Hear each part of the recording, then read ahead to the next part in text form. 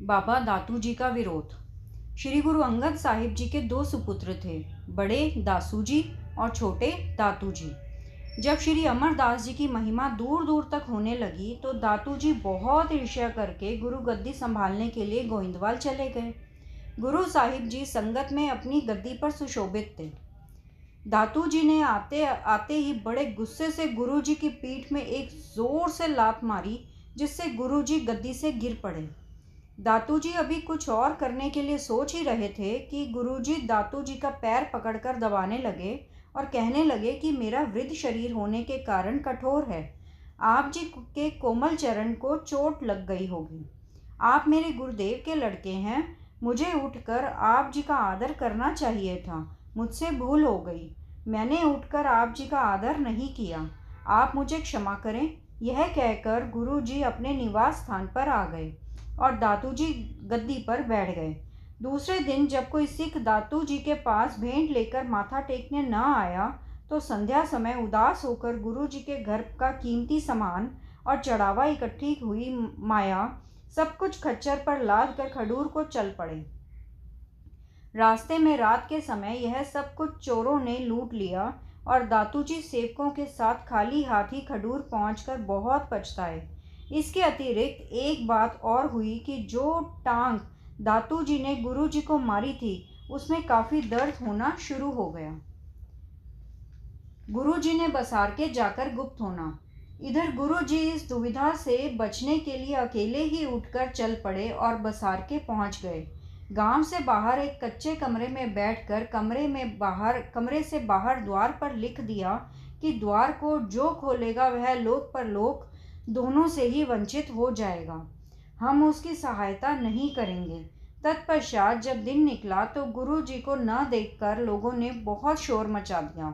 संगत ने इकट्ठे होकर बाबा बुड्ढा जी को प्रार्थना की कि गुरु जी को ढूंढकर वापस लाना चाहिए। बाबा जी ने कहा कि गुरु जी की घोड़ी पर काठी डालकर छोड़ दो और उसके पीछे पीछे चल पड़ो। जहाँ गुरु जी होंगे घोड़ी वहाँ ही जाकर खड़ी होगी। जब संगत ने इस तरह किया तो घोड़ी बसार के पहुंचकर उस कमरे के पास जाकर खड़ी हुई जिसमें गुरु साहिब जी की समाधि लगाकर बैठे हुए थे। भाई बुड्ढा जी ने जब उस कमरे के दरवाजे पर गुरु जी की आज्ञा लिखी हुई पढ़ी तो संगत को कहा कि हमें दरवाज़ा नहीं खोलना चाहिए। दरवाज़ा खोलने से गुरु जी के हुक्म की उल्लंघना होगी, इसलिए कमरे के पीछे से दीवार को फाड़कर अंदर जाना ठीक है। अतः संगत ने शीघ्र ही गुरु जी के दर्शन करने के लिए दीवार पीछे से फाड़ दी और अंदर जाकर गुरु जी के चरणों पर जाकर माथा टेका।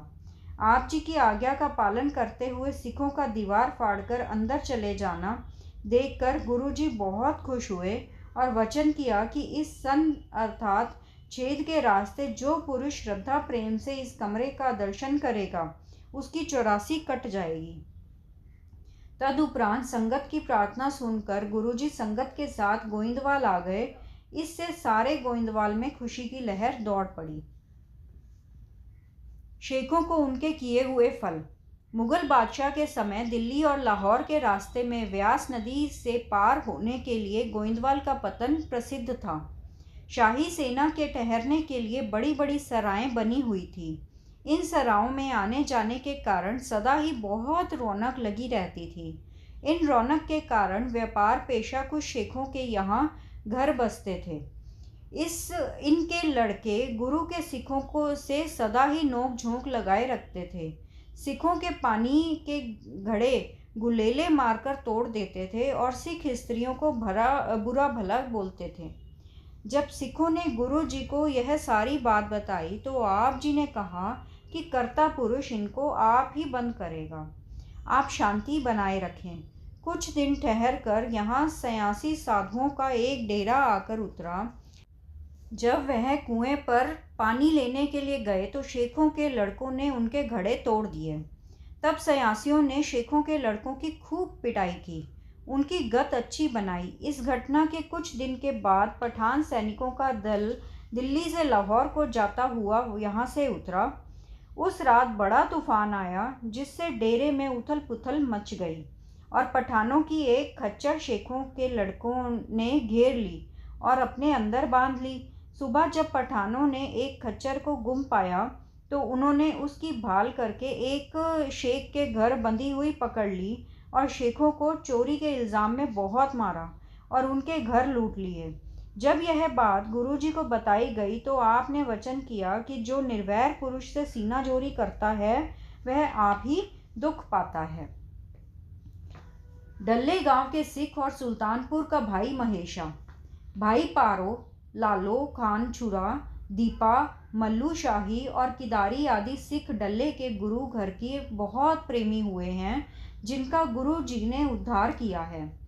इन सिखों से गुरु जी की महिमा सुनकर एक महेशा नाम का व्यक्ति सुल्तानपुर के रहने वाला बहुत सम्मानित धनी पुरुष गुरु जी के दर्शन करने के लिए गोइंदवाल आया। गुरु जी को माथा टेककर उनके सामने बैठ गया और बार बार प्रेम के साथ नमस्कार करने लगा। उसका प्रेम देखकर गुरु जी ने पूछा कि आप किस काम के लिए आए हो? आपका नगर कौन सा है? महेशा ने हाथ जोड़कर कहा कि महाराज, मैं सुल्तानपुर से आया हूँ और आपकी महिमा सुनकर आप जी का सिख बनने के लिए आया हूँ। तो गुरु जी ने कहा, यदि तुम सिख बन जाओगे तो तेरा सारा धन चला जाएगा और तू कंगाल होकर बहुत पछताएगा। महेशा ने कहा, सच्चे पातशाह, मैंने अपना तन मन और धन सब कुछ आप जी के ऊपर वार दिया है। अगर मेरा सब कुछ चला भी जाएगा तो मुझे कोई अफसोस नहीं होगा। मुझे केवल आप जी का प्रेम ही चाहिए। महेशा का दृढ़ निश्चय देखकर गुरु जी ने उसके माथे पर हाथ रखकर कहा, सत्य नाम का उपदेश दे दिया। उपदेश लेकर महेशा बड़ा प्रसन्न होकर घर को चला गया। घर जाकर उसका सारा धन आदि थोड़े समय में ही समाप्त हो गया। भले ही गरीब हो गया मगर उसने उसकी कोई परवाह न की और अपने गुरु प्रेम के निश्चय पर दृढ़ रहा। कुछ समय के उपरांत भाई महेशा जब फिर गुरु जी के पास दर्शन करने के लिए आया तो गुरु जी ने यह अनुभव करके कि इसने कसौटी को पूरी तरह से सहन कर लिया है और इसके निश्चय में कोई अंतर नहीं पड़ा, तो आप जी ने प्रसन्न होकर कहा कि भाई महेशा, आपका लोक परलोक सफल हो गया है। तुझे धन की कोई कमी नहीं रहेगी, आपका घर भर जाएगा। यह वरदान लेकर महेशा अपने घर आ गया और थोड़े दिनों में ही धन धान्य हो गया। सिख मार्ग पर चलकर महेशा आप तर गया और उसने अनेकों को भी तार दिया। तैये ज्वर की कथा।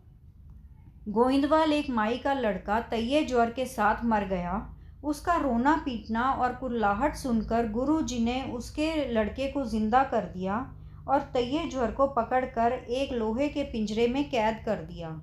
पिंजरे में ही उसको चनों की एक नमकीन रोटी और प्याला पानी का पीने के लिए देते थे। तैया इस तरह बहुत दुखी हुआ।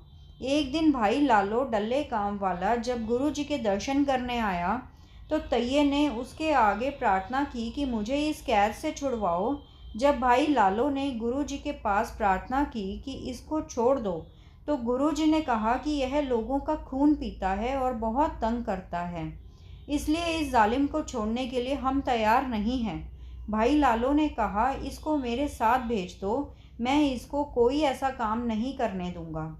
गुरु जी ने भाई लालो की प्रार्थना स्वीकार करके तैये को उसके हवाले कर दिया। जब भाई लालो उसको लेकर अपने घर डल्ले गांव को चला तो रास्ते में तैये ने कहा, मुझे बहुत भूख लगी है, थोड़ा समय मुझे छुट्टी दे दो। जब भाई लालो ने उसकी प्रार्थना सुनकर उसे छोड़ दिया तो वह जल्दी ही एक धोबी को जो नदी किनारे कपड़े धो रहा था उसको जाकर चढ़ गया और उसका खून पीने लगा। धोबी बेचारा बेसुध होकर हाय हाय करके धरती पर लेटने लगा। भाई लालो ने तैये की यह करनी देखकर उसको कहा कि चल मैं तुझे गुरु जी के पास छोड़ कर आता हूँ, तब तुम बहुत जालिम हो, मुझे भी दुखी कर दोगे।